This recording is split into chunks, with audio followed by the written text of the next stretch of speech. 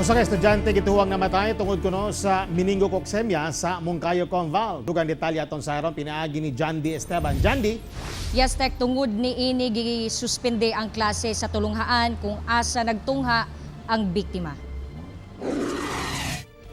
Gisuspende sa local government unit, pinaagi sa direktiba ni Mayor Ramil Hintugaya ang klase sa Moncayo National High School karong adlaw.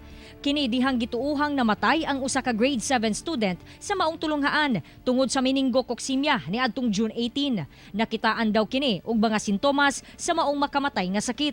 Pero gipaadto sa tulunghaan ang tanang grade 7, 8 ug 9 students aron mapatumaran sila og tambal nga prophylaxis aron mapugnan ang pagkatag sa kagaw. Sa Facebook, mipadayag usab ang mga residente sa Moncayo Conval sa ilang kabalaka human mitumaw ang maong report. Sumala ni Dr. Antonio Bong Ibiernas sa Provincial Health Office sa Conval, uwahin na matud pa nga nadala ang bata sa ospital. Busa wala na daw nila kini mapailawom sa laboratory test. Busa dili na daw nila kini makumpirma kung meningococemia bagyod ang hinungdan sa kamatayon niini.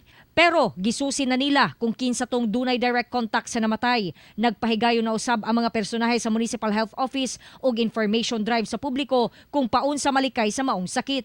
Ang tawo nga dunay meningococemia pwedeng makasinati sa mga musunod nga sintomas: taas nga hilanat, paglabad sa ulo, ubo, sore throat, irritable, pagsuka ug rashes nga kadaghanan nga makita sa tiil. Ang meningococemia mutakod matud pa sa ubang mga tawo pinaagi sa droplet transmission sama sa pagatsing, sipon ug suka.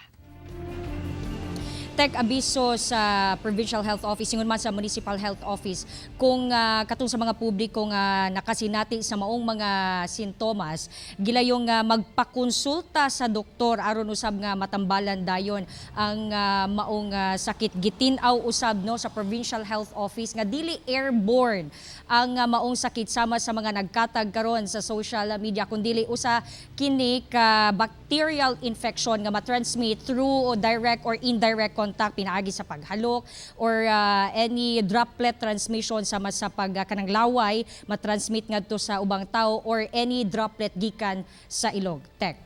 Okay, Jandy, nabi abiso ang LGU nga sa Lunes mobalik na ang pag-eskwela? Sa karon, Tek, wala pa sila'y abiso kung mabalik na ba ang klase sa Moncayo National High School karong Lunes. Ang ilaha lang dito is karong adlaw suspended until further notice. Tek. Okay, daghang salamat, Jandy Esteban.